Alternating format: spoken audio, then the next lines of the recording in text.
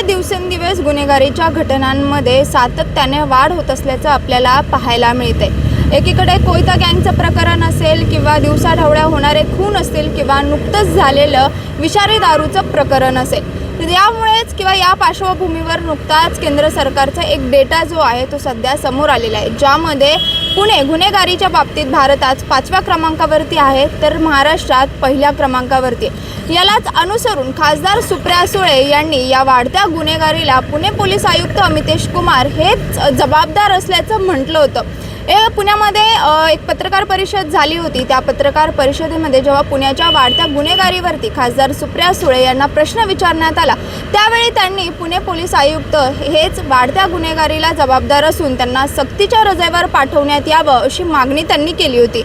मात्र याला पुणे पोलीस आयुक्त अमितेश कुमार यांनी चक्क पत्रातून खासदार सुप्रिया सुळेंना उत्तर दिलं आणि हे पत्र फक्त 1-2 पानांचं नाही तर तब्बल 9 पानांचं हे पत्र होतं।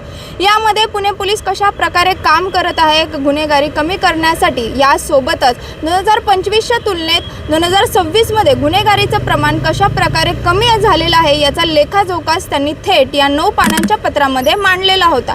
मात्र काल पुन्हा एकदा सुप्रिया सुळेंची पत्रकार परिषद पार पडली। त्यावेळेस या पत्रावरती सुप्रिया सुळेंना जेव्हा विचारण्यात आलं, त्यावेळेस सुप्रिया सुळेंनी अमितेश कुमार यांना चांगलाच टोला लगावल्याचं पाहण्यात आलं। खरं पाहायला गेलं तर हा जो डेटा आहे तो केंद्र सरकारकडून आलेला आहे।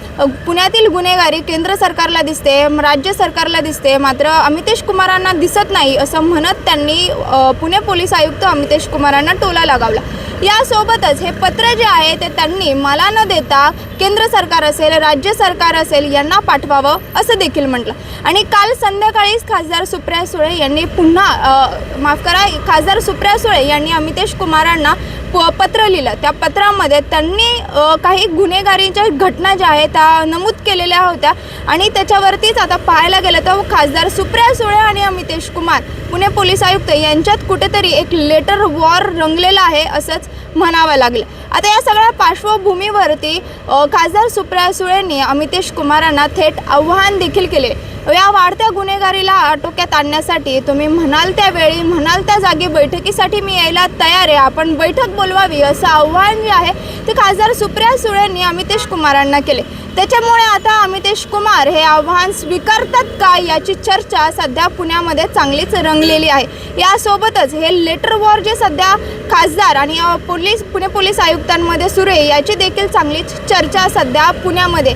त्याच्यामुळे आता पाहायला गेलं तर पुणे पोलीस आयुक्त हे आव्हान स्वीकारतात का आणि खासदार सुप्रिया सुळेंना वाढत्या गुन्हेगारीवरती बैठकीसाठी बोलवतात का हे पाहणं महत्त्वाचं असेल की पुन्हा ते पत्रानेच उत्तर देतात हे पाहणं महत्त्वाचं असेल। शिवानी लकडे, टाइम्स ऑफ महाराष्ट्र, पुणे।